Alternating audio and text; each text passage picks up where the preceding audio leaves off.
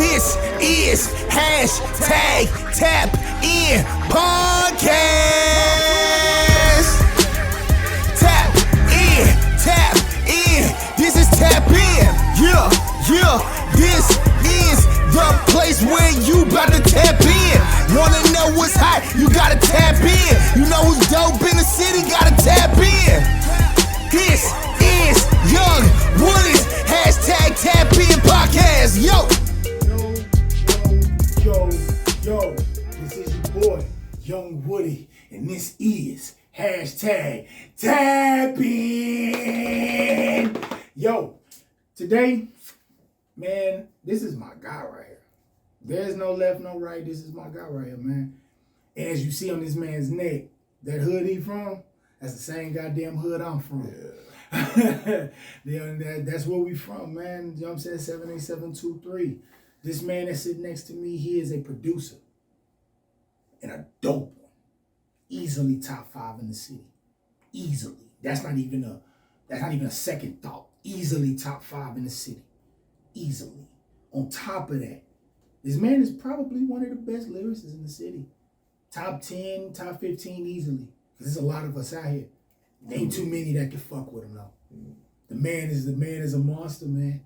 This man got projects out. He's worked with a countless amount of artists around the city. Man, with no further ado, hashtag Tap In. I got my guy, Crook. Yeah. What's good, my G? What's good with it, family? Man, you know it's another day in the city, man. It's good to have you here, bro. It's a lot. Man, it's a lot of things we gonna talk about today, man. But I'm gonna start off with this, man. Your most recent project, Hard As Vibranium. Yeah. Where did that concept come from? On top of that, what led you to put the content that you put into that project? Well, the concept literally came from me just basically wanting to just do something hard all the way through, bro. Okay. Like, when I be doing music, I be trying to be like, what can I say this? Like, you got Kobe Bryant and you got Reggie Miller. Correct. A lot of people just be on one thing. Me as an artist, bro, I like to do everything. Okay. You know, I like to songwrite, like to be creative. I like to fucking harmonize, sing, rap, be, you know. Mm-hmm. I've always did that most of my projects. Vibranium was the one where it was like when it came and I thought of the title, of course, from Black Panther and shit. Right. You know what I'm saying? Shout out to Brandon Johnson though. That's one of my niggas and shit. We actually was sitting down and we did I think it was a song with me, Whiteside, and Ether.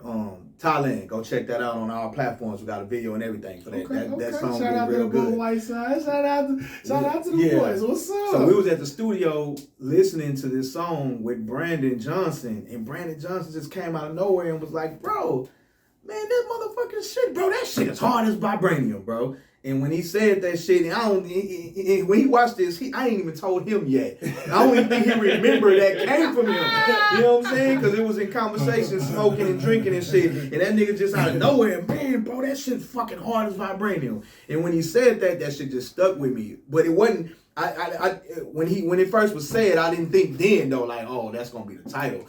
It didn't come to like 3 days later because I just kept hearing that nigga voice in my head as I listened to the songs that I had already. I just kept hearing that nigga, bro, that shit hard as vibranium. That shit hard as vibranium.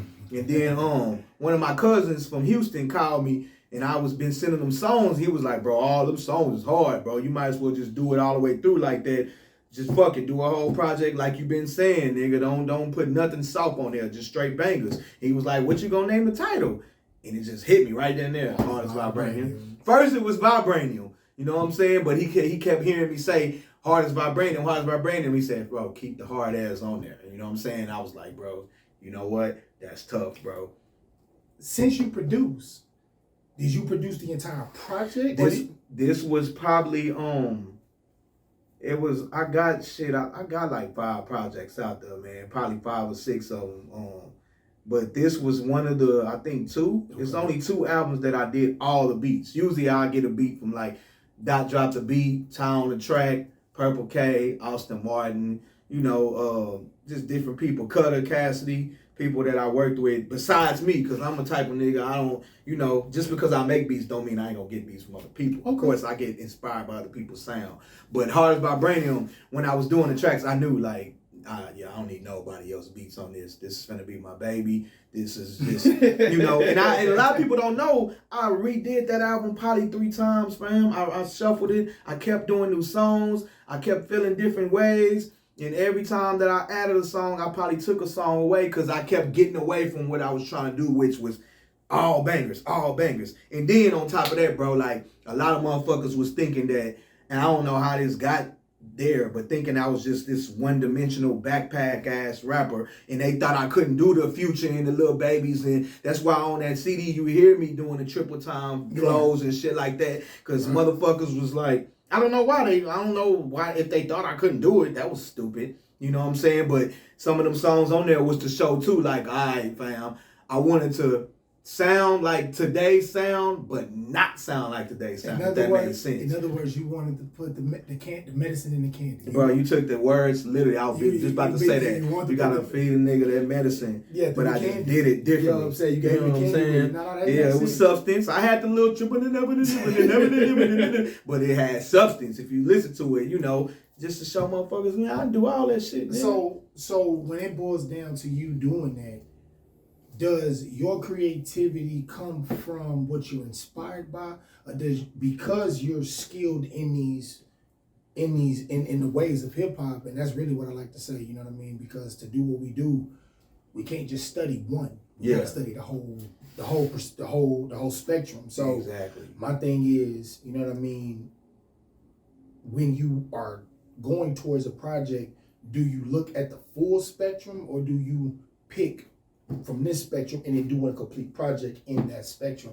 Or is it for you to the point it's based off how you're feeling at the time for those tracks to be composed? It's always based on how I'm feeling at the time, bro. I tell a lot of niggas too, sometimes, like the way I make music, I don't just do it like most people where they just be like, oh, I'm finna go to the studio and pile up songs. Sometimes I might go weeks without making songs. Like it's sometimes like when I'm in album mode, bro, I usually try to get at least 8 of the beats together that I know for sure, which is going to be probably like half the album. Right. I get those for sure. I mix them, down. I'll download them in my phone. I'll probably ride around for 3 weeks just harboring on beats. Nothing else. I'm not saying nothing else. Just listening. Then I might come up with a title. Then from the title, I go from there. It depends on really usually how I feel. But the titles of the songs matter a lot, and then the titles of the albums, bro. So the titles can match and everything. Yeah, bro. Okay. I always think before I even go into an album mode, bro, I always think of what the title of this motherfucker gonna be. I don't never be like a lot of rappers where they just at the end, you know what I'm saying? At the end, make up a name for it. I always go into this bitch already knowing. Trust me, I understand that. Quicker than America. They'll come in with a whole damn song. You don't even know what the title of the motherfucker is. Then they turn around at the end of the song, what you gonna call it this just to say it under something? Man, look, I have a title.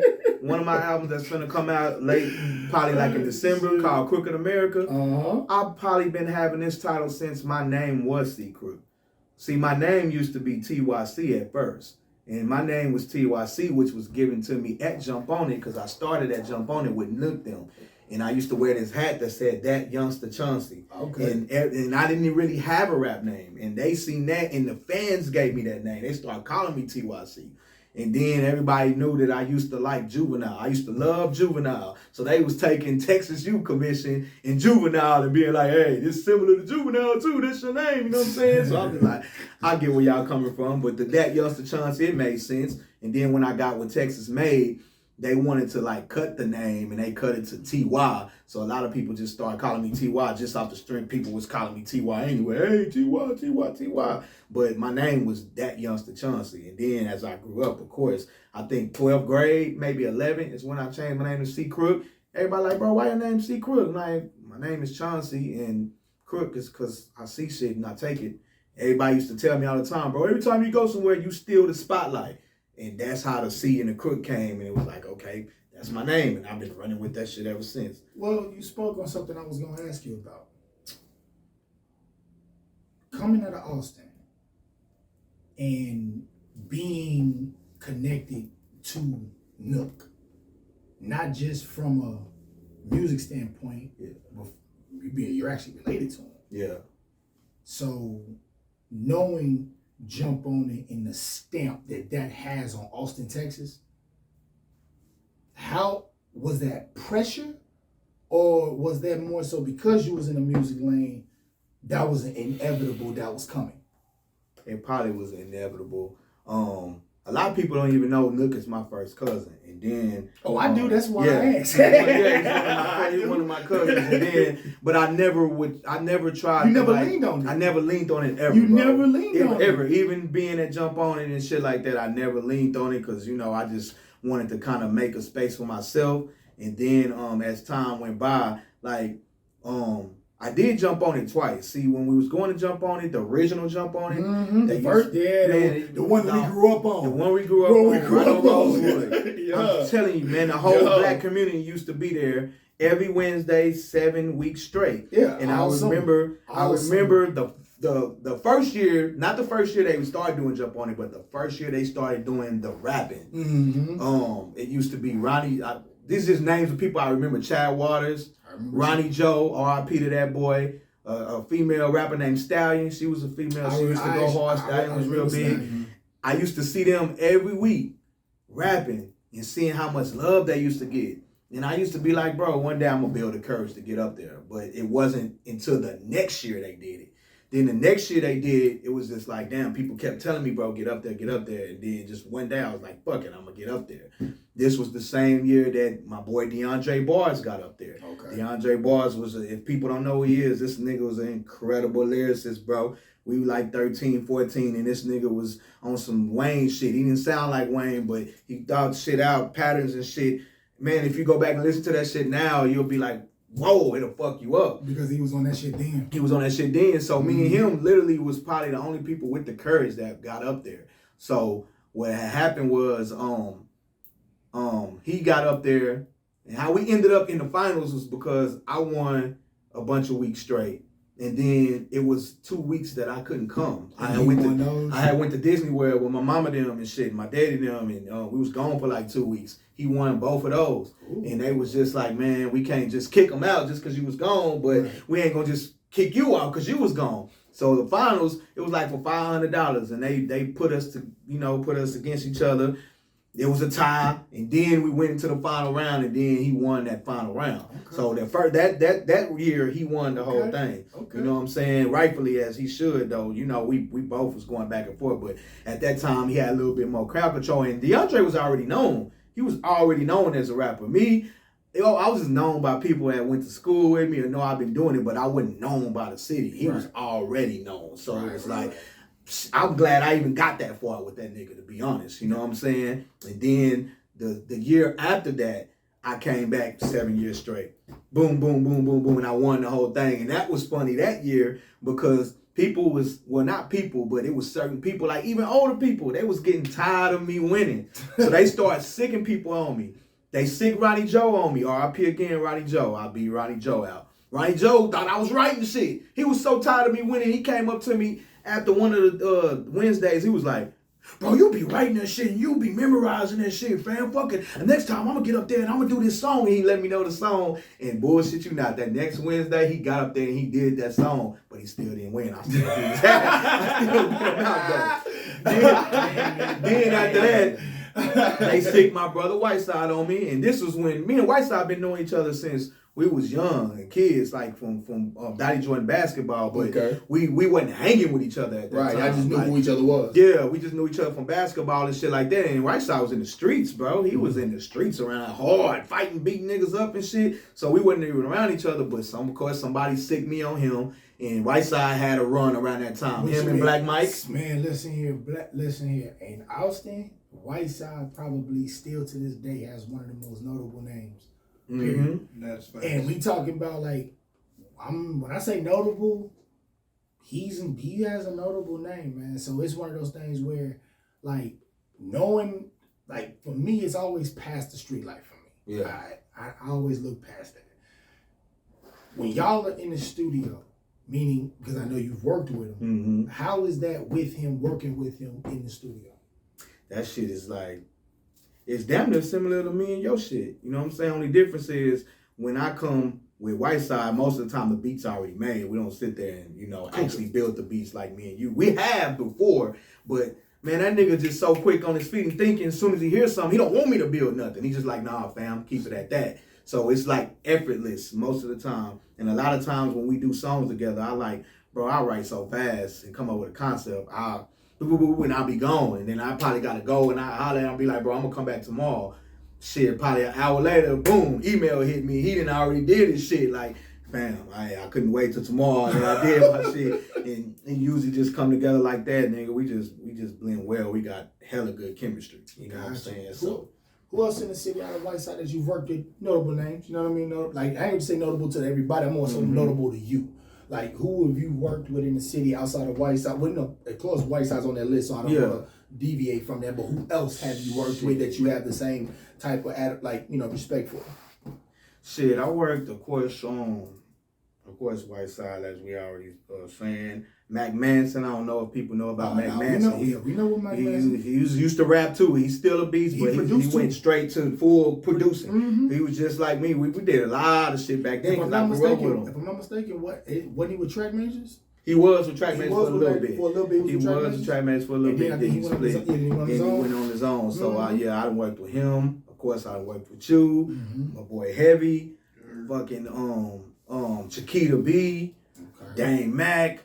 Dot Drop the Beat, Austin Martin, Purple K, Whiteside, Eat the Money, Sonny, Trouble. Like, man, damn, almost everybody you probably can think of. If a nigga went down the list, Dashay Moonbeam, Nook, man, that shit. But like I said, you don't put. That's what I'm saying. Now, see, a lot of people. That's the work. See, that's the life of a producer, though, man. Because it's one thing to have beats, and it's one thing just to rap on your beats. But it's a different when your sound travels across the city. It's a difference when you can go across the city, and as a producer, you got tracks with everybody. And then on top of that, your sound is across the city. Yeah. South, north, east, west, your sound is across the city. And having that sound, having that mobility, do you see it as being beneficial or do you feel it as temporary? And let me go a little bit deeper in what I'm asking. It's one thing to create a buzz. It's another thing to keep a buzz. But it's another thing entirely to have a buzz and make that buzz expand. Yeah. And I've seen, like you mentioned Dame Mac. But I watched when, for sport, they, just off of a small disagreement, a back and forth came between you two. And that's somebody, like you said, even like I said, I heard every diss track. Hell, I recorded them. Yeah. Like, hell, I recorded them. But, nah, real shit. I recorded them. He was right here. Yeah, like we recorded each one of them was right in the studio. So it's one of those things where I seen that, and then I also seen his responses to him. Yeah. And I ain't gonna lie, you going to that nigga show was hilarious. I'm not even gonna waver. That shit was hilarious, bro. And then you sat on the fucking stage. I'm not even going. 50 Cent. Bro, I'm not gonna get past that. That shit was hilarious. But what I want to about pulling up. Niggas be like, man, you sat on that nigga stage. Hold on. But yeah, no, I saw the comments. Yeah, that shit was hilarious. So the thing that I'm getting to is this. Is there a time to where the buzz goes until you become the villain? Or does the buzz depict how you move forward? And I guess the reason why I'm asking that way, because the buzz, if it's bad, meaning beef, does it pay off in the end? Like you saw something on the numbers end? Or did it just create a moment, everybody paid attention to it for a little bit, and then it faded away and nothing really came from it? So what, like, you know what I'm saying? What did you see in that matter from somebody you've worked with? Yeah. Was it worth it to even get into the back and forth? I think it was as far as like the sport, and then I think it was worth it for him too because it showed him how shit can. First of all, man, how can I put this? It humbled him. All I was trying to do was humble the nigga, man, because of course it was somebody I grew up with. We had been friends. We had did music.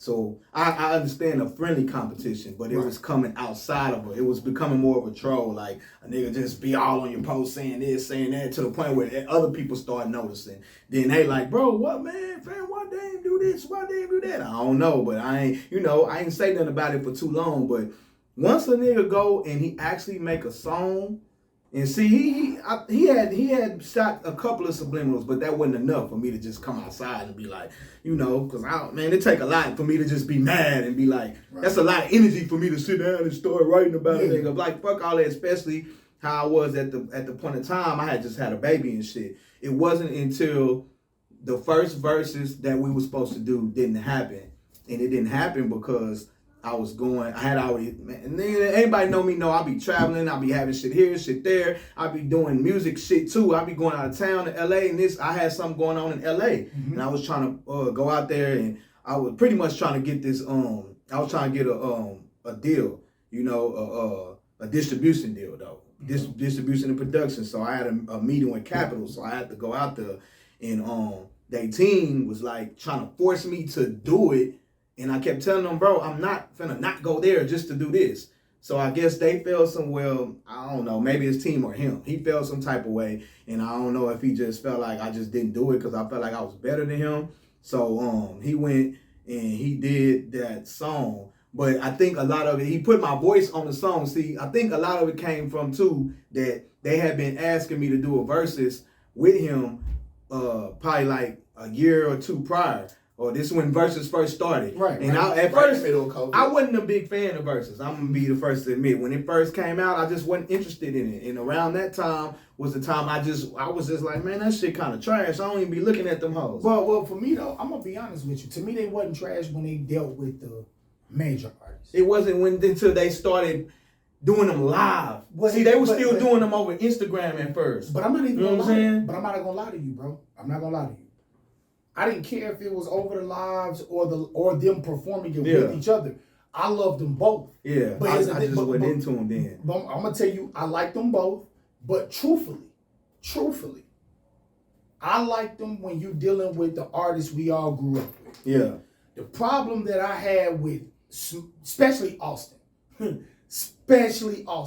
I'm not talking about any major artist because Austin doesn't have any. Yeah.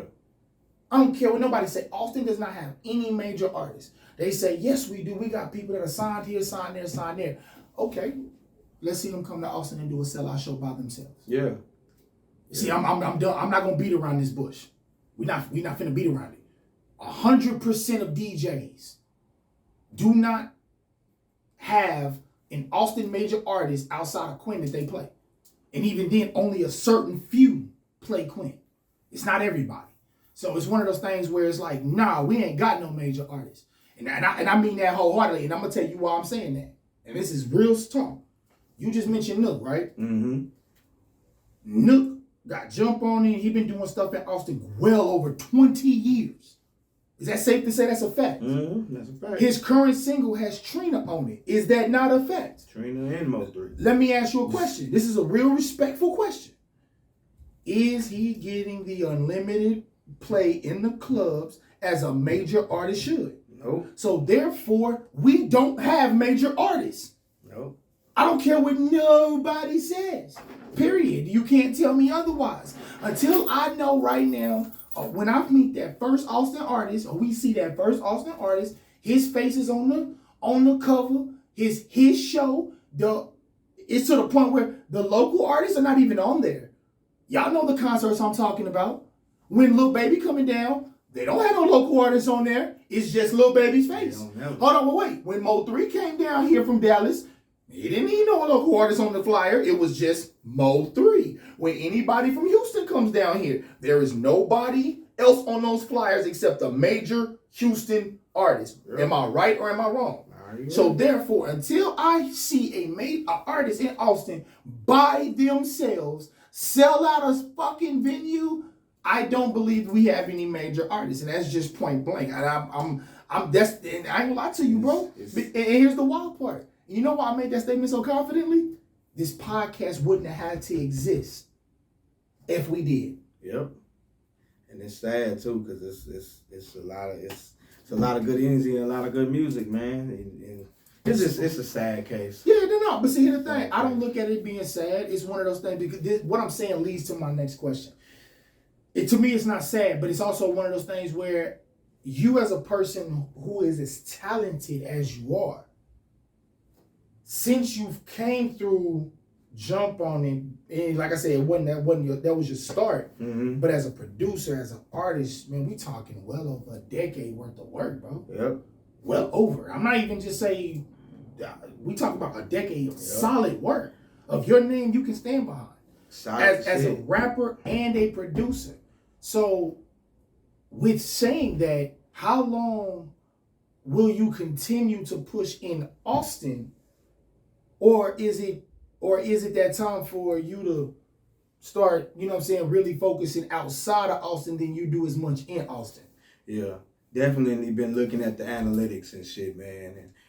And I remember from Vibranium in the project before, which was called Nothing to Prove, I was looking on the internet, looking at the analytics, and a lot of shit that a lot of people that fuck with me, they from California, in New York, in Louisiana, in Alabama, in Detroit, Michigan, and shit like that. So a lot of the shit wasn't coming from Austin. So my thing is, but here's my thing, and this is why one of my biggest questions. You said you just named LA, Louisiana, Alabama, you said Michigan and New York. Mm-hmm. Okay. Did you push in those markets? Nope. She literally just probably saw something or got on SoundCloud or saw something, the album cover, and boom, it was there. But when you were sharing it, and I'm asking this just for curiosity's sake, if you say your friends list or you say on your artist page, the majority of people that you see following you and all that kind of stuff, where are they from? No, that's an honest question. And the reason why... All over, except from here. Now, wait, is that your friend? Wait, is that more your artist page or your friends list page? My friends list page. We don't even want to get on my artist page. If I share something on my friends list page, it'll do way more better than... I was telling Nook this literally just today earlier. I told him, bro, I have a personal page, I have an artist page, and I work from both of them. When I work from my personal page, shit gets noticed more than when I work for my artist page. And I don't understand that, because motherfuckers always be like, oh, if you want people to take you serious, you need to do this, you need to do an artist page, you need to get a press packet, you need to... Bro, I done did every step that you can possibly think, bro. I didn't been on fucking tour with Big Mo right before he died. I did 2 shows with Nipsey Hussle. I stayed in Nipsey Hussle Airbnb when we went to LA, bro. I met Nipsey personally. I did a show with Mozzie before he did Black Panther. I met Lil Wayne. I did a show with him on Black Beach Tour. I did shit with Moneybagg Yo. I've been on Sway in the Morning twice. I know Sway personally. You know what I'm saying? I've been seen with Sway. I got pictures with the nigga. Like, anything that you can think of that can put on, that you can say the reason why niggas start paying attention to artists, bro. Right. I done did it, fam. And then it's like, when you coming from a city like Austin, it's like, it don't even fucking matter. But here's the thing. Now, here's my thing. Now, when you say that, at that point, at what point does it go from, if it doesn't matter, at what point does that affect how you move? You get what I'm saying? Because it's only so much you can't do at home. You know what I'm saying? Definitely. So, and then when you're looking at the industry and they come talking numbers, they asking you, what's your hometown like? What numbers can you sell in your own city?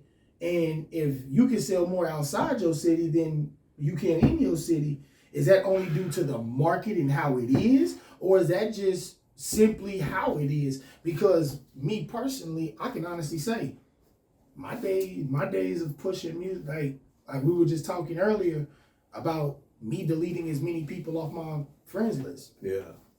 I was like, yeah, I gotta get rid of them. Like you said, the analytics don't add up. Yep. So at what point do you make the move for the analytics to add up if it's not Austin who's paying attention? Like at what point do you make a permanent move to LA or do you make a permanent move to the NY so your type of music or your style of music can be actually heard and nurtured by an environment that's gonna respect what you do? You know what I mean? Yeah.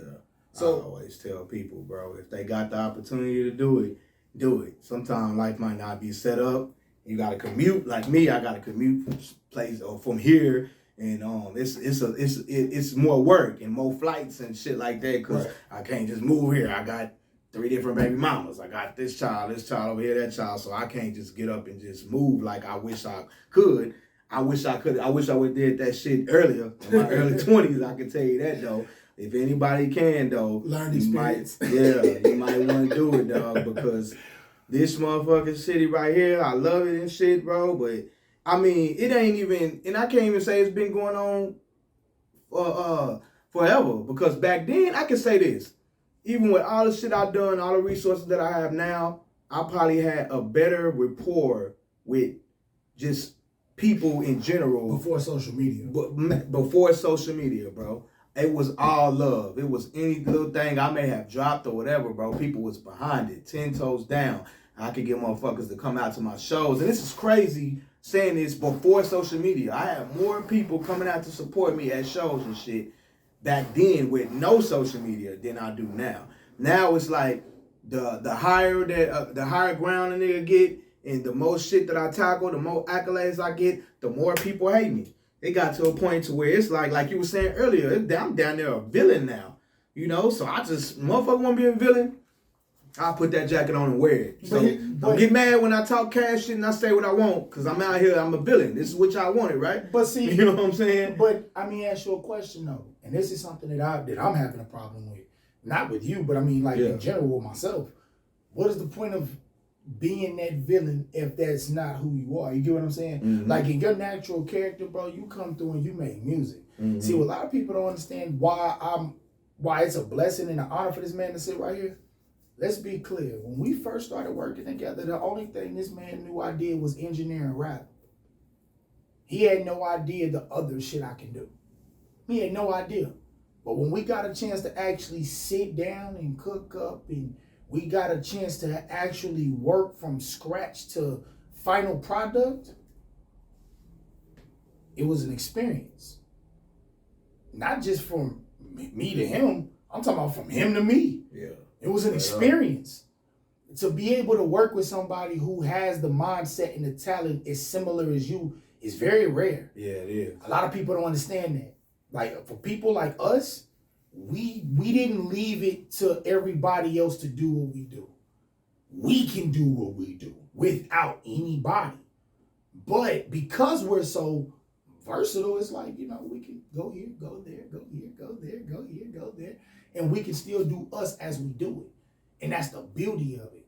And a lot of times people don't understand that. So to do that and have that kind of work in the public, why be the, and then this is just really why I'm getting to, why be the villain when when you look on the hindsight 2020, regardless of how they feel, they can't fuck with you. Yeah. Like anybody right now who got a problem with you, anybody, like, you know, musically or anything like that, or has a feel some type of situation, do you honestly feel they can go get a producer and do what you can do all in yourself and have the same result?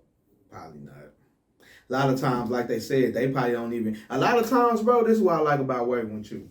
When you sit here and you work with somebody like you, not only do they got similar passion and shit like that, but they're not just clicking the mouse and being quiet. No. I worked with a dozen of engineers where I'll spit fire from here to LA to Atlanta to wherever.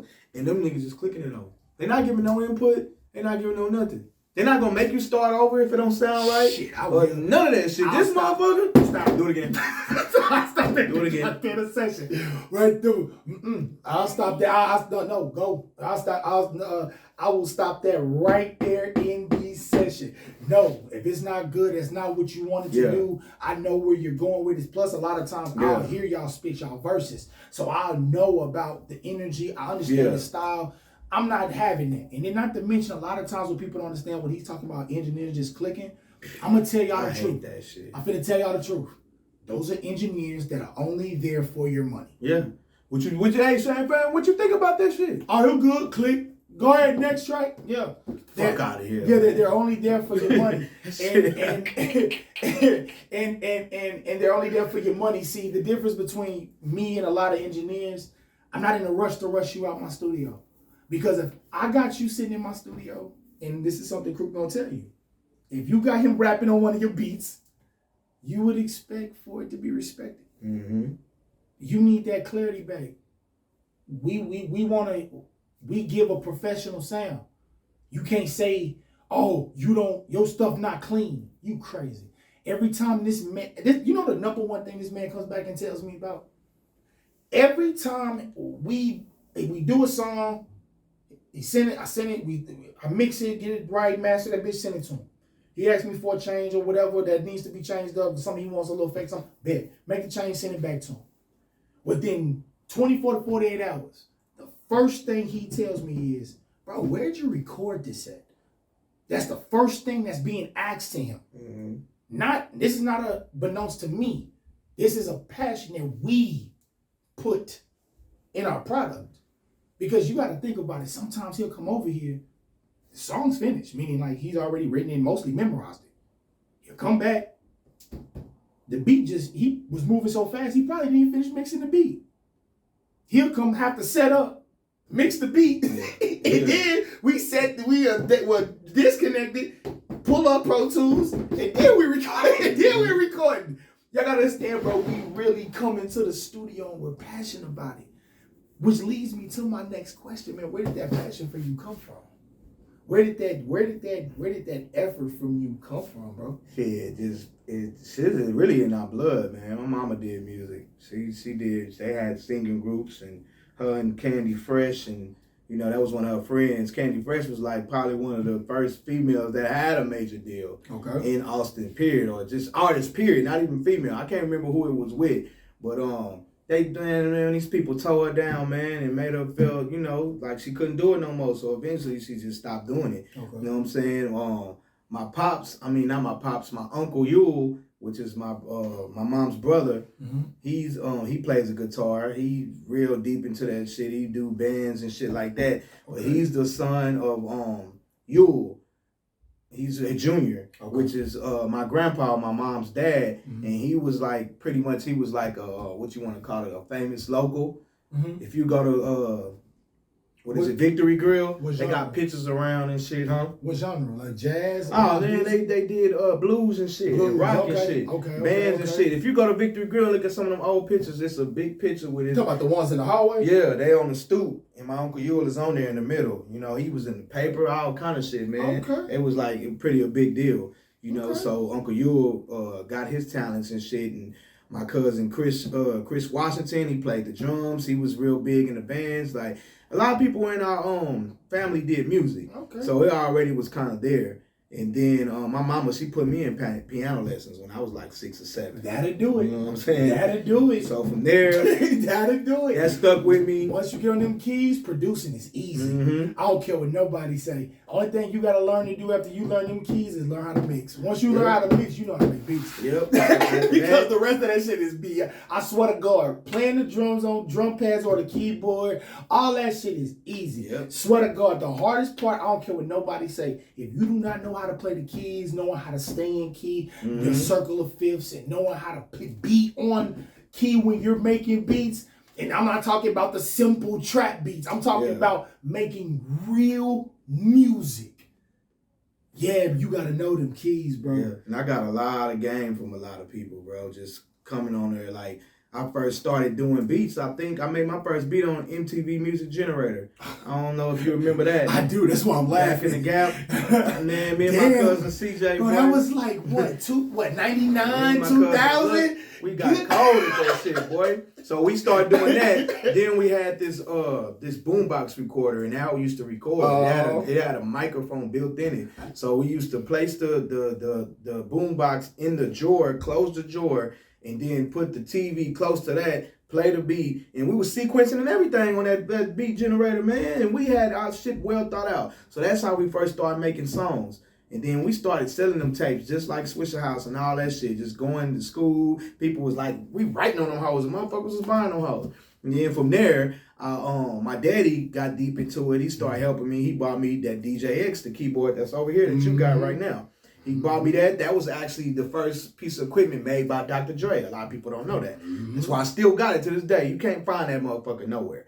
You know what I'm saying? So I started making beats on there, and my partner Swift, I don't know, he used to be with Carnival Beats with Salik. He was a singer. I know about Carnival Beats. Swift had a deal though. He got songs with Genuine and Yin Yang Twins and all that other shit, but he moved back to his home state, Arkansas. Okay. But he's the one that showed me how to sequence on a keyboard. I already knew how to play because of the keyboard lessons. Then it went from there. Then I went to Reagan, and this substitute that I forgot his name, man. I wish I remember his name. He was into music. He found out I was into music, and then he was like, man, you know how to record, blah, blah, blah. I'm telling him, no, not really. And he bought this machine that was made by Roland called the BR8. I remember. And he bought the BR8 to school. He asked me, can I ask my daddy? He showed me pretty much how to goddamn, this one, they still had floppy disks. He's putting the floppy disks in there, pressing record. He brought a mic, everything at school, right there at Reagan. That's so early. We talking about them long flippy floppy. Oh my God. Nigga showed me how to do that shit, fam. I went and told my daddy, hey man, this substitute teacher, man, he bought this machine. I can be able to record, blah, blah, blah, blah. He all he wanted is $300. My pop's like, oh yeah, bet. Boom. When he got it out, bam, I told homeboy to bring it to school. He bought it, boom. Nigga, my pops picked me up, and bam, from there it was like, that was the start. Oh, it's all. Recording and me being an engineer, and I learned how to work that shit. It had effects, everything in that motherfucker. And then we wore that hoe out so much it crashed. So I had to take that bitch to the pawn shop. Oh, I know that feeling. Yeah, took that bitch to the pawn shop. They bought that bitch though, surprisingly. Nah, because the reason why is because back then the hardware was replaceable. Hardware, man. So therefore the hardware could be fixed. So therefore, even though it didn't work at that exact time, the value on it, you know what I'm saying, still stood. You know what I'm saying? So somebody could come in, buy it, and then just fix whatever was wrong with it, and then go from there. And it was an engineer named Eli. He used to work there in Guitar Center. He used to work on my BR. I remember. So I know Eli. I know Eli. Any engineer know Eli. I know Eli. So we went to Guitar Center. Bam. He asked me, man, you still got your BR, man? I had to pawn it. What? So he told my pops, hey, man, we can go to Straits Music. I work over there too. They got an MV machine, MV 2400, same shit Jermaine Dupri was working on. He did all albums, everything. With Shorty Like Mine, Mary J. Blige, all this shit. Mariah Carey on this machine. I think he did most of Bow Wow's his first 2 albums on that MV. On that MV. So we went. Bam. He was like, yeah, we selling it for $1,200. Boom. My daddy, we put our money together, got the money from the pawn shop. Boom, bought that. And it was just levels, bro. And then I learned how to work that on my own. Nobody taught me how to learn that. I had to learn that. You sat there and learned it. Learned how to do it, bro. And I got hella good at it. And to this day, I still got it in my closet because one of them days, I'm going to get that goddamn a hard job out of there. And I gotta get it, bro, because there's shit on there that I can bring back to this day. I just gotta probably remake the beats, but the lyrics, the songs that's on that motherfucking hard drive is probably golden, bro. And that motherfucker kept crashing. We crashed that bitch out. Me and my group, 2-3 Mic Breakers. That was around the time where we was signed to Texas Made. A lot of people don't know that was a group that stemmed from Freestyle Kings, which was Rod J, Charlie Boy and them. So that's how we got on all them tours with Slim Thug, and we was touring Texas, Corpus Christi. Shout out to Charlie Boy, because he showed Austin mad love. Man, Charlie, that's how we met Big Mo. We met him through going on the road and doing that shit. And that machine, man, we wore it down, it crashed, and I was sending it to California. Every time it crashed, bro, $300. Boom, they'll send it back. That bitch will last probably about 6-7 months. Boom, it'll crash again. When it crashed that 4th time, I was like, nah. And that was about around the time where Pro Tools started getting affordable and shit. Yeah. So we went. Nah, that's when they first released that first. What was it? It was $250 for the. It was the first that first affordable version, because them hoes used to be, even back then they were still $8, $9, damn near $1,000 back then. That shit was out of people's hands. That's why, man, people was don't out of touch. understand. Y'all boys don't know how good y'all got it right now, man. All y'all new artists, everything's accessible. Videos is accessible. We didn't have none of that shit. You had to literally be signed or have big money if you wanted to be in a studio consistently recording, or have a good ass fucking HD whatever type of video. Now, it's so easy. Cameras, them hoes used to be up here. Oh, man. Now they shooting them right here. Like, it's getting phones and shit, man. They shooting them hoes, my nigga. So y'all boys appreciate, man. But I appreciate coming from that era, because now it make me appreciate shit now. That's where the hunger and the talent and being so what is the word? Educational about it. Like you're educated. Educated about it. Yeah. Those lessons built you up to become the person that's sitting right exactly here. Because a lot of times people don't want to go through the dirt to be exactly. And not to mention, a lot of people ain't comfortable in the dirt. And it's one of those things where it's like, nah, bro, I'm sitting right here and I'm chilling. I'm not really worried about it, because I can do this with, like, they don't understand. Yeah. Like, I can, like, we do this. It came from analog recording, which means there wasn't no punch in. There wasn't no copy and paste. We had to do the chorus, then we had to do the chorus again. Then we had to do the chorus again. And they all had to sound exactly the same. It wasn't no copy and paste back then. We had to rap everything. All the 16s, we had to rap them. Not saying I don't take advantage today, because you got me fucked up. I do some punching in 8 and 8 or some shit, because I get wild creative. But back then, I probably couldn't even spit the type of verses in the way that the way y'all hearing rappers right now, Lil Baby and shit, man, they punching in. Like physically, you couldn't be able to do that, bro. You know what I'm saying? Back then, because you had to rap it all the way through. So a lot of raps is what they doing. Like, if you listen to some people, they're harmonizing with it. They're saying raps, bro. Like, they're da da da da da da. And before this 4 bars is over, they're already saying the next 4 bars. You couldn't physically do that if you couldn't punch in. No. So back then, some of these y'all favorite rappers wouldn't exist with the styles y'all like, because you have to punch in to do them. Mm-hmm. That's why when they perform, some of them had to perform with words. They wouldn't be able to. Not half, 99% of them perform with their words. Yeah, and that's like, part of the reason why. My last 3 concerts I went to, none of them just rapped. Don't get me wrong, they rapped. Yeah. But their lyrics were definitely playing behind them. Oh, yeah, definitely. Definitely playing. I'm talking major concerts. Yeah, major, man. Oh, man, I didn't see the most major of the major, bro. The last concert that I went to that I did not have any, that I did not see any bars behind, like the words behind them, was Drake and Wayne. Yeah. That was the last one I went, and that was at the F1. I went to that one. That was the last one I seen where those motherfuckers went to that one. Where they literally went and they were like, it was like, there's nowhere in hell they could have did that, because of the way that they were going back and forth. Yeah. The DJ was just having to keep up with them with the beats. So it was like, nah, them boys, they rap that shit. That was the one where Drake was flying across the sky and shit. Yeah. Man, that shit was crazy. Yeah. That shit was crazy. And him and Wayne had ended up going back and forth. Yeah, that was the original verses. Yeah, they did verses before it was done. Yeah, them boys. You know what I'm saying? They had a whole tour doing that shit. Yeah, them boys did that shit. Straight up, man. I appreciate coming from that era. You know what I'm saying? Sitting there being able to know the new school shit, which was Drake, and then how far Wayne was going back. Like, I was a hot boy head, bro. So, and I'm still, like, Wayne's still one of my biggest influences. So, when I heard that shit, I knew every song word for word, bro. And it's just still to this day, it's just like, I appreciate coming from that era, because it makes us appreciate what came next. And it makes us, that's why we can rap so well. Like, a lot of these new cats, they don't even respect what came before them. And that's why they don't care about having content or substance or, but also, you know. But also the difference between us and them, we did it for real life. Yeah. They're doing it for the internet. Yeah, for the internet. And the other reason is, honestly, for us, it's about the talent. For most of these artists, it's the popularity contest. Popularity contest. And what the main difference, honestly, that I'm seeing is some of these artists, they have the potential to be talented. Like, I'm gonna tell you why I respect Lil Baby. Because Lil Baby came, and I'm not gonna say he was average, but you could tell he had a where he started at to where he is now. Totally different. Oh, that nigga, he elevated. But if he would have, imagine him starting where he's at. Where he is now, imagine that lyricism when he started. Yeah, when he started. Yep. Bro, that would have been ridiculous. Yep. Because what's wild is, like right now, we talk about when you look at your analytics, right? And then we look at where you are now, right?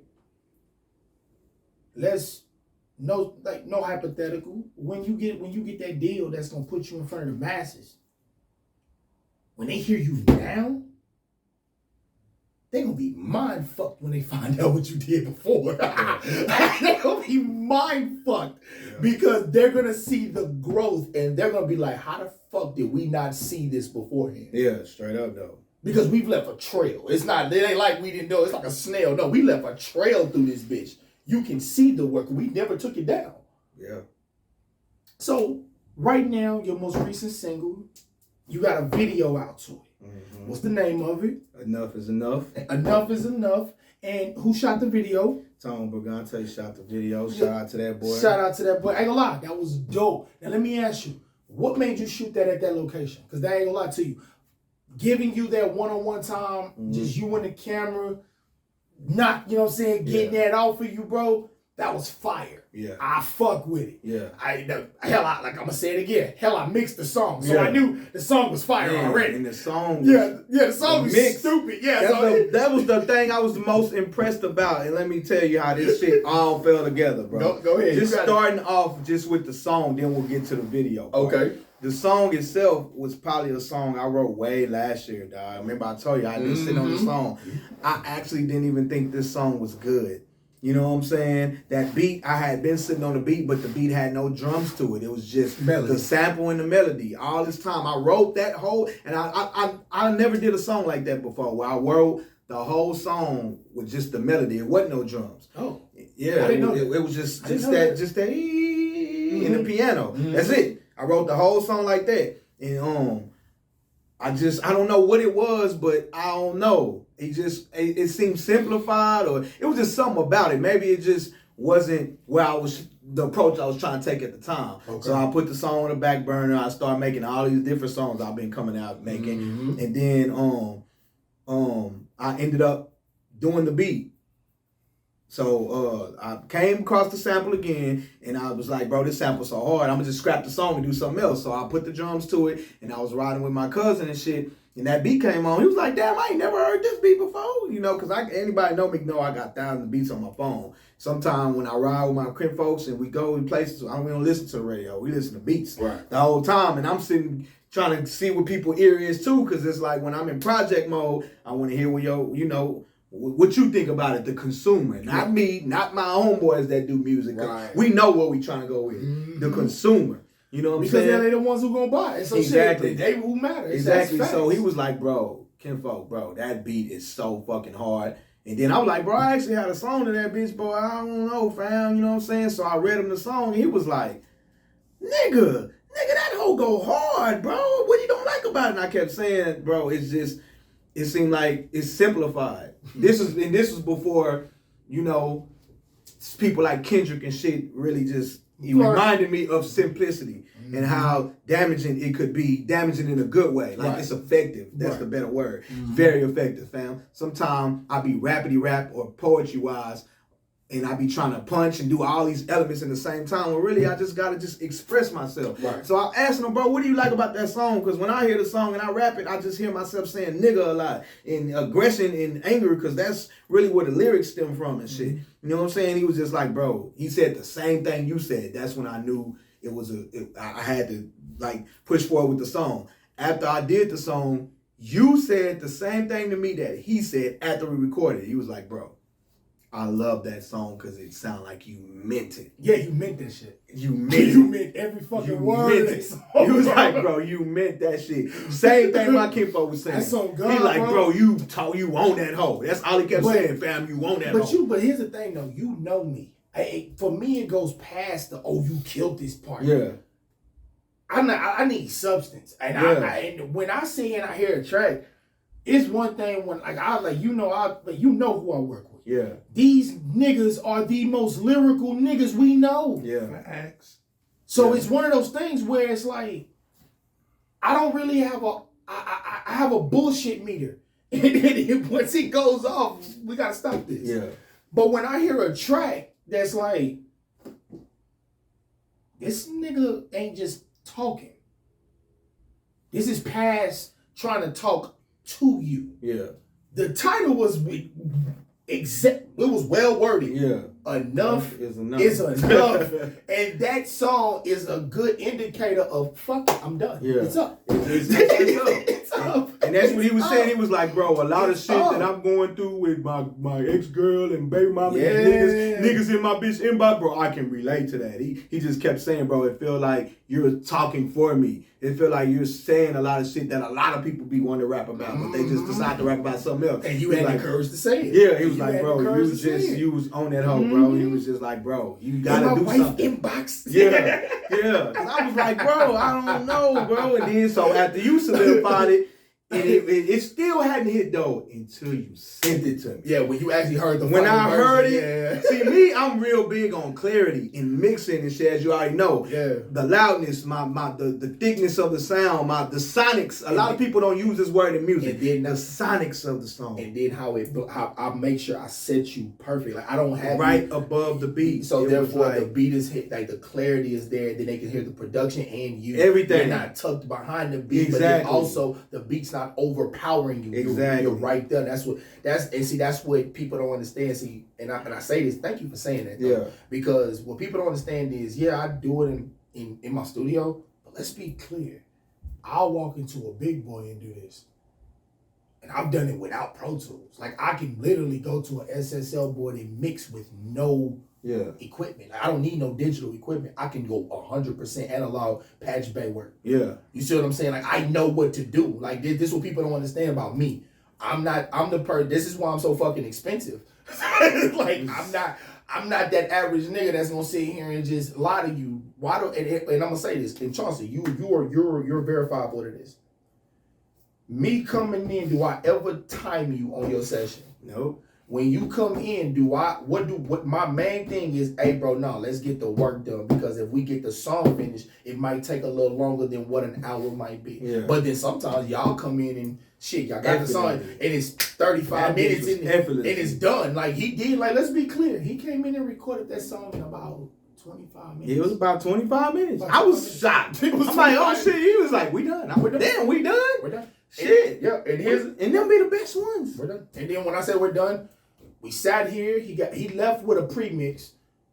He called me, he asked me about something, and I wasn't able to put it back in time before the video. Yeah. And then I wasn't tripping. He was like, fuck it, just leave it out. And I was like, all right, cool. But then he said, but I still need that other mix. I said, don't even trip.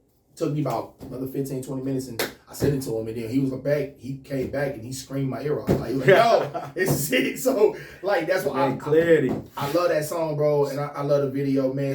So I know, so what So the video project is that going to be a part of? That's going to be on Can't Please Everybody. Can't Please Everybody. When I was talking about titles and shit, The Crook of America is the album I'm coming out with later on this year in December. Okay. Can't Please Everybody is going to come out. It's probably going to be like August or some shit. Maybe it's going to be in the summer though. Okay. Both of these titles literally are childhood titles. Crook of America comes from when I very first changed my name to C. Crook.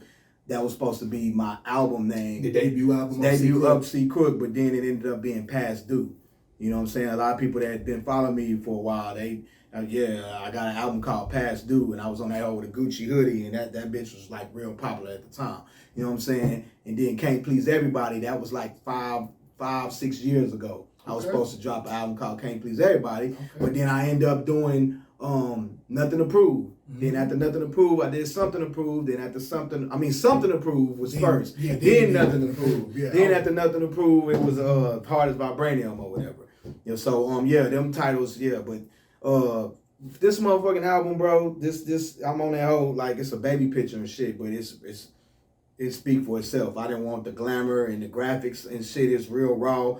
It's gonna be real personal. Most of the songs on this motherfucker, I'm talking about personal shit. It probably took me, I would say, probably 3 or 4 years to do this album. Even though I did other albums, this one is like I'm saying, I'm bringing songs back. I actually had to live life to talk about some of the shit that I'm talking about. Just like enough is enough. Like I just got married not too long ago. Now I'm on that whole talking about my wife and shit and niggas in the inbox and us showing me this and that and like just letting niggas know, nigga, I know. You know, I'm gonna be talking about my trials and tribulations on this motherfucker. I got a song on there called I Didn't Make It. Pretty much it's kind of like apologizing to the fans and I ain't famous yet and I ain't this and that. Multi-million, yeah, man. I got some shit on there, bro. So it's gonna be more personal, a personal album. I wouldn't say rapidy rap, but it ain't gonna be too much club shit on there. I ain't gonna lie to you, bro. Please, I really wish rappers would stop saying that. That rapidy rap statement, bro. We are artists. This is what we do, bro. Yeah, but you gotta speak that language though, bro. Right. That's the best way to put it for niggas that, because I've had niggas say this, bro, when they hear my music. Oh, you rap. Yeah.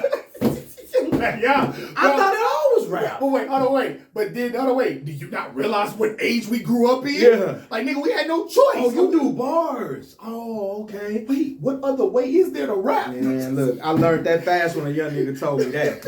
You know what I'm saying? So I was just, it blew me away. Wow. I used to work with a young nigga like 6 years ago, bro, and he heard my music and he heard one song. He was like, oh, you doing bars. Oh, like you, like rap. Like I done had so many people tell me this. So, you know, that's where the lyrical miracle and the rapidy rap slurs came from. Okay. But to answer your question about the video. So the video was actually that video was Spare the Moment. But the building that it was shot in is actually a building that I've been looking at for my childhood. So when you go to MLK in Springdale, 183, Craigwood, going into Craigwood, right behind the Shell, in the what was that? What's that right there? Burger King? Yeah. It was a shopping center. But it's right behind it. When I was brick. When I was a child, they built that building, bro. I probably was like 12 or 13. They never ever fixed nothing in there. But every time that I passed by that hole, I always noticed that it's been there and it's never been broken down or whatever. It's still there. It was always a fence blocking everything. But one day we drove by and I noticed it was an opening in there. So I was like, oh shit. Fuck it, let's go and see what's in there. So I graffitied up and everything. So a lot of people, I actually shot a video. It was from a song called Thought We Was Playing on Vibranium. That exact location. I shot a video with a whole nother video, man. We went in there, the video was incredible. And Sellers? No. Not Sellers? I don't even want to say his name because you know, let's just say he's a very talented individual. I got you. And he shot the whole video. He did everything. He said they was gonna chop it up. He was gonna give me the video. Blah blah blah blah. Probably some months went by, and I'm just like, bro, I need the video. Like, what's really going on? And he kept telling me he was gonna give it to me. Blah blah. But you know, at some point you can tell when somebody just ain't fucking with something. So I called him one day on a different type of tune. Like, bro, do I need to pay you or like, bro, what's going on, bro? I need this video. I got this going on, that going on. I'm trying to make a press pack and I'm trying to impress these people and get this opportunity. I need that video, bro. Like, just tell me what the fuck is going on. So he finally told me, man, look, bro, I'm out here driving these trucks. I'm living my life. I just don't even want to do. No, he just said he don't want to do it. He quit. I kept asking him. He had his shot and never edited it. I kept, exactly. Wow. So I'm like, bro, why don't you just edit it and send it to me? That can be the last thing you ever do, bro. Because, you know, he shot videos for me before and, like, he's real good, bro. And I couldn't understand because he had went and it seemed like he was inspired for a little moment. So when he started making money from his job, he went, brought, I think it's like a laptop like that. Like you got high-end laptop, high-end camera, high-end video, whatever it is that they use. I can't remember what they use. Like to edit? To edit it. Yeah, not talking about the 10, he was on Adobe. Yeah, Adobe. Adobe. Adobe or Sony Vegas. Adobe. Those are the two. Yeah, so man, so everything was coming together, bro. And then, bro, the shots. And it's crazy. He went and bought, like we was talking about earlier, he went and bought a phone a high-end phone, and bro. then he put that camera on the backside of it. And he was filming it with the phone, bro. And it was so hard the way he did it. Because he was showing me how he can chop up right then and there. And he was sending me pictures and shit. So I'm like, oh, shit, the video ain't going to take too long. And then I never got it. And then when he told me he quit, I ain't going to even lie, bro. I needed that video so bad at that time. I almost was like, bro, what the fuck, bro, am I going to fucking do right now, bro? Like, I need this video, and now I just ain't going to get it. You know what I'm saying? So I was like, damn, fam, you just going to make me go in there and just get somebody else. And I was just talking. He was like, shit, fam, maybe you need to go ahead and do that. And at first, I was like, man, I don't want to fucking do that. Like, nigga, I just did a whole song, bro. Like, bro, I'm frustrated. But being in this business, I had to come back, bring it back, and just think about all the times where something like this has happened to me before, bro. And I got through it anyway. So I'm just like, man, you know what? That's a very good idea. Fuck it. I'm going to just go back. And I probably won't even do that song. I don't even want to do that song no more. So you did another song. So Tone called me. Okay. And was like, hey, man, I'm starting to shoot videos for artists. Tone is, y'all go check him out, Tone Brigante. A real talented artist, a staple. He used to be with a group called Pi.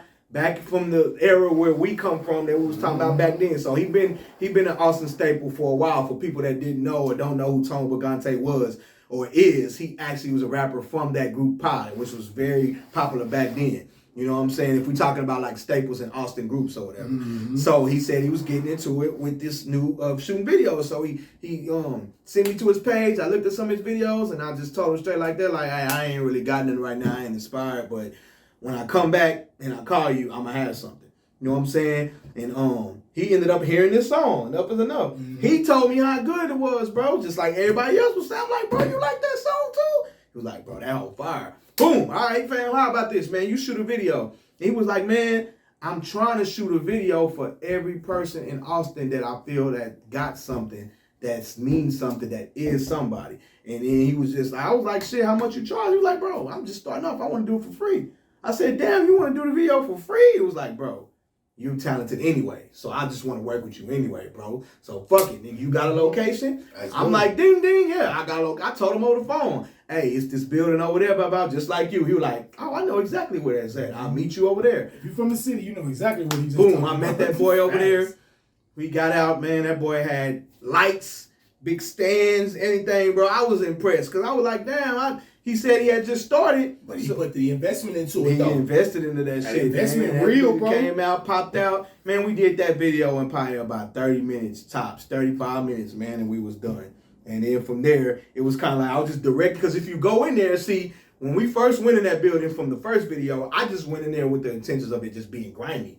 But when we went in there, it was like, oh, shit. It's been skateboarders in here and graffiti artists. They didn't tag this motherfucker up. Yeah. Oh, my God, nigga. It's graffiti everywhere. Everywhere in that bitch, nigga. So I kept telling the first person, I was so frustrated because, like, bro, I can't lose this. I can't afford not to have this video. That building been there for so long, and it's nobody has used it yet. And that's a blessing. The only other person, you know what I'm saying? The only other person I know to use it is Roski. I just saw somebody that used If you look at Roski's video, the one he did called the intro, he shot one there. How long ago was it? A couple months ago. Okay, well, yeah, he probably was there. He wasn't there before I was the first video, but I actually saw somebody just do it too. Right. But he did it back in, I would say back in February when he released, March when he released. But there's so many different areas in that hole. The person that I seen shot it, it probably looked like it was a different spot, but I done been all over it, so I already knew, like, damn, this is what I was telling the first videographer. We waited so long. We had that shit really 6 months ago, and you didn't let somebody else get a hold of it. But to be honest, as long as it's been there and as much artwork, I'm surprised a lot of people ain't been there. Kind of like Castle Hill. You remember all them people was shooting at Castle Hill? I was like, damn, I'm surprised this wasn't like Castle Hill. But see, I ain't gonna lie to you. That's why right now, me being from Austin, I actually strategically did what we did. But this is why I ain't shot no videos for Etch Your Neck yet. Or Etch Your Neck or any of the things for Vibes. Because these videos are going to have to be very, very, very, very strategic. And they also have to be dynamic. For you, location matters.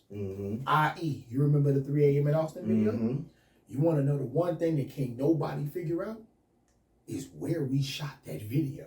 I remember, I think I asked you, like, bro, y'all in like some alley or something? Bro, okay. You want to know exactly? Wait, I'm gonna tell you exactly where we were. You ready? 6th Street.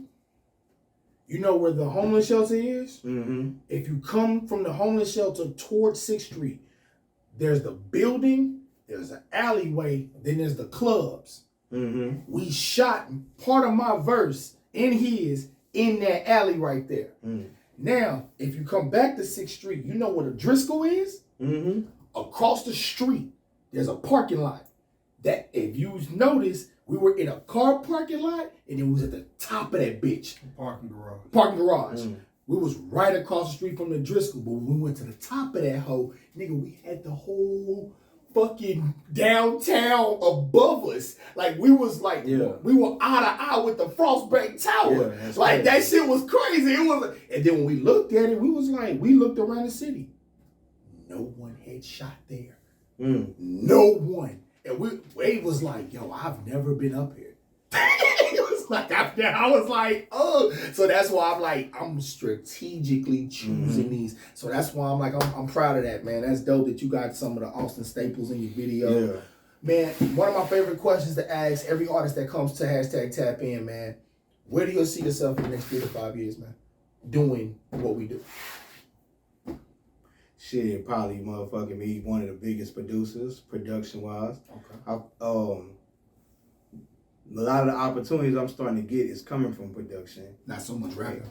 Not so much rapping, but I want it that way. Because rapping and stuff, that always been something I feel like I just... Fun. It's fun, but I always wanted, like, I ain't gonna say I want to be independent, but it's one of them things where it's just like, I want to control my art, rap-wise. Right. And I feel like most people that come in, like producers and rapping, they can get that opportunity through the beats. Right. Like Kanye West, you know what I'm saying, J. Cole, that come in through the beats and then bam, they big artists all of a sudden. Mm-hmm. You know, it's like easier to me. It's like a cheat code.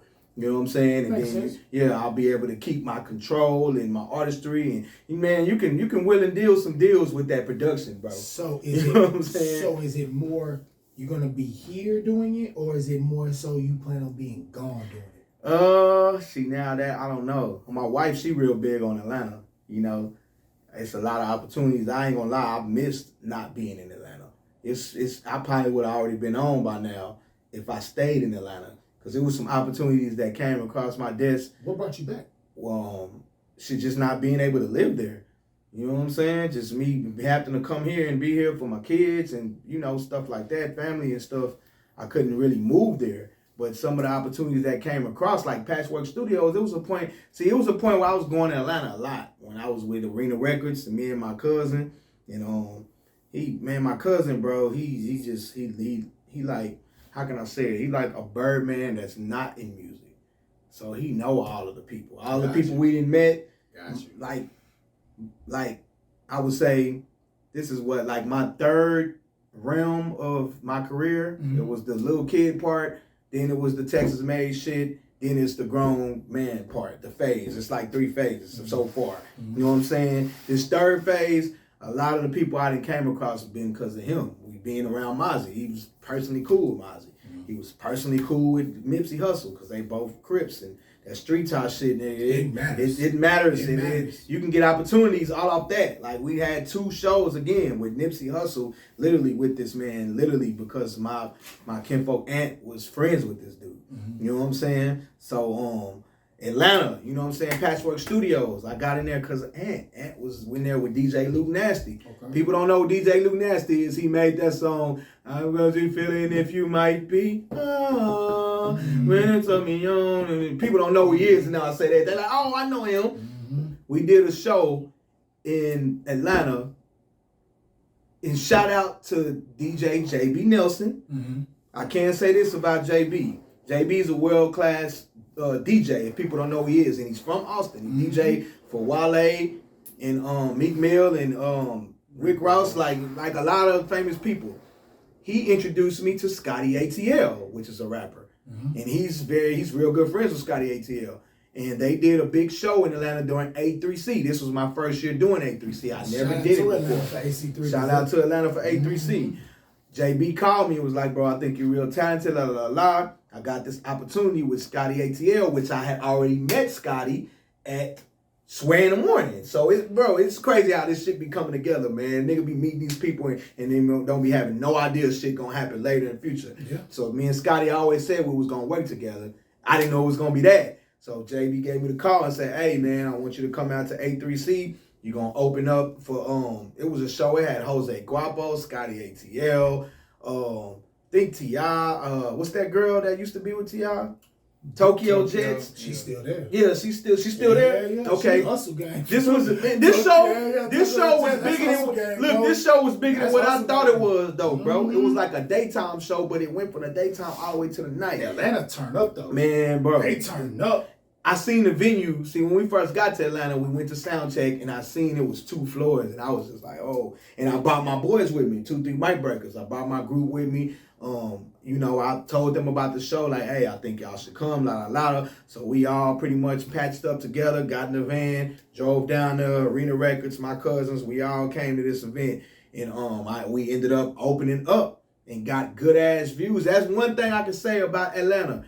You know what I'm saying? And of course, everybody already know this because they hear the stories. But like when we came there, of course, like everybody say, when you in a different city, they don't know you, so the support is different. When that city is so hip hop influenced, right when they grabbed the mic and said, "Hey man, blah blah blah blah blah," who he was, they came to the stage. It wasn't can y'all please come to the stage? They wanted to hear. They wanted to hear. Mm-hmm. So it was like boom, big nigga lights, like big stage type shit. Okay. It was like damn, probably one of the biggest shows I did. JB, that was fucking legendary because JB was actually DJing this shit. Oh, that's lit. So I had fucking world class hometown DJ behind me, bro. Yeah. Celebrities right here behind me. We was in the VIP, bro, with all of these celebrities, bro. Talking to them, doing interviews, smoking with these man. I had a good old time, bro. And then yeah, bro. So Scotty ATL, of course, I had already met him at Sway, but I ended up talking to him then, and then from there, we got a good relationship. And like every time I go to Atlanta, I can hit. Usually when I go, JB's already down there anyway. So I can hit JB or I hit Scotty, and it's really the opportunity there. But when I was there, to make the long story short, after that, boom, after that show, we went to Patchwork Studios, which my cousin was already there. Boom, another Austin story or Austin legend, Will Hustle. Will Hustle and Ant is the ones that got me into Patchwork. Shout out to Will Hustle. Shout out to Will Hustle for getting us in there. That was the whole reason why we got in there. My cousin got in there because he had a relationship with Will Hustle. Mm-hmm. And as soon as I got off the stage, my cousin was already gone. I'm hitting him like, bro, where the fuck you at, bro? We over here, we're chopping up. He like, fam, I'm at Patchwood, nigga. Come right now, nigga. Will Hustle just got us in. And I'm like, oh shit, you at Patchwork? Damn, nigga, the infamous Patchwork, Gucci Man, you know what I'm saying? Yeah. Like, Metro Boomin, like, hold on, fam, I'm on my way. So, boom, we get in the van, and then we go.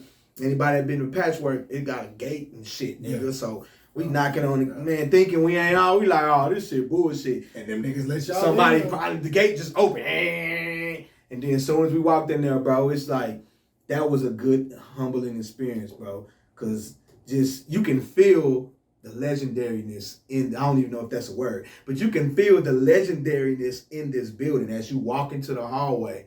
They got like 3 studios downstairs, but we was in the main one upstairs. So nigga, you see all the plaques, all the artists. Then nigga, you start just, bro, the way that shit is. So Patchwork, like, it's hard to get in there. You either paying big bucks or you famous or you know somebody. So if people see you in there, they automatically think you somebody. Nigga, I had Beyonce Engineer come up to me. You know what I'm saying? DJ Luke Nasty came up to me in there. So when you walk into there, they had fucking Philippe's fucking food. Man, anybody know Philippe's? That's a high-end restaurant, bro. They had fucking steaks and fucking anything, lobster, just free of charge, bro. Yogurts, wine, liquor. He said yogurts. Nigga, yogurts, nigga. As soon as you come in that bitch. Hey, man, as soon as you come in that hole, they just start explaining, hey, man, this, man, just my casa, so you su casa. So we walking and shit. I see Tokyo Jets. This was before she blew up, though. Mm-hmm. You know what I'm saying? I'm just like, damn, bro. So we walk up to the top. As soon as they open this door, it was like a studio connected to a lobby. They opened the door, bro, and then boom, just a bunch of smoke. I just remember a bunch of smoke hitting my face, bro. It was all kind of food in there. Females, bad bitches, lounging. This is where DJ Luke Nasty was. And I'm performing in Atlanta, so I had a Gucci scarf on, like Supreme joints on. That nigga came up to me and said, damn, motherfucker, you fresh to the motherfucker, who is you? You know what I'm saying? I look back, see, I'm smoking. I look back, I'm like, oh shit, that's DJ Luke Nasty. He like, man, fam, I'll fuck with that shit, my nigga. Like, in a little bit, just come fuck with us. We're gonna be playing music and it's gonna be producers playing beats. So I went downstairs and I met Beyonce engineer, and I started talking to him for a little bit. So I went back up. As soon as I went back up, they was in there like, the aux cord, you go over there. You know what I'm saying? I'm like, damn, what? And my kinfolk like, man, I told them that you producer, man. Go ahead. Play some beats. Hey, that nigga. boy got put on the spot, nigga. Nigga, we in there. From there, it was like that same engineer. He gave me his information, and bro, we had a good rapport for a long time, bro. And he kept trying to get me to come out there and work with a whole bunch of artists, paid and shit. But it was around the time, I ain't gonna lie, financially and shit, I wasn't doing good. So I couldn't commute like that. And then he just kind of told me like, bro, if you fucking can move here, we got a job for you. Bro, I ain't gonna lie to you, that's my... And at that point, I think I had just had my son, my first son, you know what I'm saying? And I had missed that opportunity, bro. And that's one of them regrets. Fuck. We talking about like regrets where really wasn't nothing I can do because I had to stay with my son and shit. But like, we talking about shit we missed and shit, that's the one opportunity, bro, I hate that I missed because I know if I made that, bro, we probably would be sitting here right now talking about something different. Talking about bringing y'all boys and signing y'all niggas or some shit like that. Hey. That's how deep it was, bro. Shit, no, we would already have been done that, especially after I made vibes. Well, no, I would have been gone. And then I hate that I missed that, bro, because I would have been in position to where I could have literally it don't matter who you is. If you got talent, grab your hand. It don't matter about the numbers, no nothing. I'm bringing you, I'm taking you, and I'm showing you. And that's the difference. Like, I just had a nigga yesterday tell me in the inbox, we talking about music and we talking about A&Rs and people like DJs and people that actually have made it from here and that help other people that's not from here. Right. And I got a problem with that. And a nigga gonna tell me, oh, my nigga, fam, you gotta look at it, fam. It's not their job to put you on. I don't give a fuck. It is their job to put us on. Actually, nigga, it actually is their job to put you on. Let me say this. The fuck is you talking about? I'm gonna interject to this, and then we're gonna come to a close. But I'm definitely gonna say this. I respect everybody in this industry who went out there to go get it on their name. Good job. Good job. But he's right. If you're not putting on from the place you putting on, that you say you from and you putting on, if you ain't reach, like they say, you gotta get one and you gotta look back and reach one and grab one. My problem is the people that have made it aren't the people that are that are in the position to drop people. Let's be clear. Nook got a platform. Nook got a big platform. And Nook will put people on that platform, right? Yep. But let me ask you a question. Is that platform equivalent to what a DJ can do? The answer to that question is no. Nope. It's no. Nope. Period. It's no. That's no disrespect to Nook. There's no disrespect to jump on it. We love you and we thank y'all for that. Thank you for that. You and your team. We appreciate it. What I'm saying is, the DJs have a power. That no one else has. I don't think people understand No. I'm about to explain it. A&R and DJing. By the way, A&Rs, your job is to find the talent. Yep. Not the numbers. Yeah. Your job is to find the talent. Revenue. The talent. Artists. No, but here's the thing. The artist is what brings the revenue. Thank you. A&R. So therefore, they're supposed to find the talent. They're not supposed to be worried about the numbers. See, the thing is, why did I say they're not supposed to be worried about the numbers? Because their job is to invest in you to create the numbers. Yep. So that's a lie. I don't ever want to see that. Because, and the reason, but the reason why I'm saying that is because even artists with a buzz, the artists that got a name and that are buzzing, when they signed to a label, they put more money into them. Yes, they did. To make them bigger. So Nobody would know them if they didn't. And then on top of that, lastly, the DJs. I swear to God, I'm gonna have a whole segment just for y'all. Just for y'all. But I'm gonna say this. If we go back to the Mecca, where hip hop started, they talk about DJs and the break beats and everything they used to do with the parties, which came from the form of hip hop. Partying, the dancing, and having the fun. When rap became lyrical and they started actually putting bars to tracks, it became out of the power of the DJ, and the DJ started needing the artists because the artists were the ones that were giving the DJ something to play. Period. Big Daddy Kane all the way down. All of them. Rappers Delight, all of them. All of them. The DJs needed them. Because if the DJs did not play them, they had nothing to play. If not, they were going to be playing disco music. Know your history. This is a fact. I know my history, bro. This is a fact. If they didn't have rappers to play, we would not have New York would not be the Mecca for hip hop. It would not be. Let's be clear. If the South, Atlanta, in the South did not play Outkast would not have blown. Nope. If the DJs were not playing NWA, the West would not have blown. They would not have blown. The DJs are in sole control of everything that's going through the city. So that shit is bullshit. So when I sit here and I tell, if anybody hears me say, DJs don't, and I've heard this, listen, I'm going to say this out loud. I know this for a fact. Fact. I'm not speaking something I don't know. I've seen the text and I've heard the conversation come out their lips. Rappers are lazy. Hold on, wait. I'm finna tell you. You notice everything you just said, right? Mm-hmm. That ain't a lazy nigga, right? But watch this. This is what I've heard from multiple DJs. Rappers are lazy. Rappers don't want to pay for their record to get spun. And on top of that, they don't have a buzz big enough that's worthy to be played. This is what DJs play, right? Mm-hmm. But you know what what DJs don't tell nobody? They get paid, they get booked for a venue. They never get told what to play. The difference between Austin DJs and everywhere else, it ain't about 99% of these DJs are not getting paid from any artist to play their music. Artists are sending the music. The DJs are listening to it. If the DJs like it, they play it. Yep.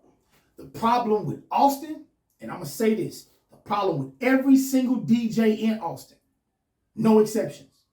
And I got respect for a lot of you. A lot of you. So I don't want this statement to come off like, oh, I'm attacking y'all. No, I'm not. But this is a fact. If these people right now take 5 artists, I don't care who you name, take 5. Take 5 songs and drop them. DJs, you can't lie to me. Thanks to Wallow and the futuristic DJs, Destin DJs, Future Star DJs, I know the truth.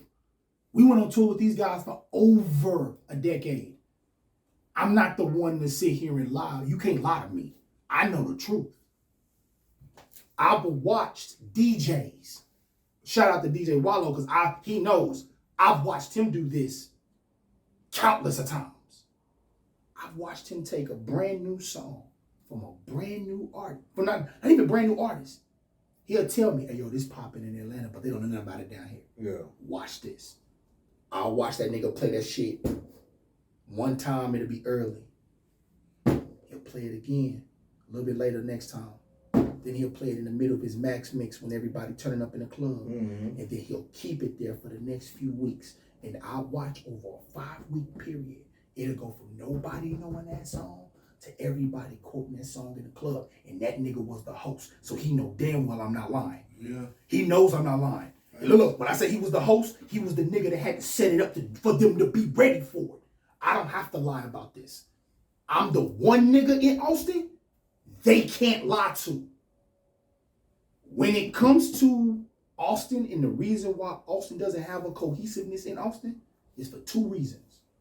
The DJs don't give a fuck. Secondly, They feel they're us. Let me explain, because this is something me and Hella Yella had a little back and forth on Twitter about. They say that I'm never going to say their DJing skill isn't an art. But if they have no music to play, what are you mixing to? But they got the industry, so they can ignore us. No, this is real talk. See, what I've always had to tell people, and this is history. This is not something I'm flexing or trying to be aggressive about.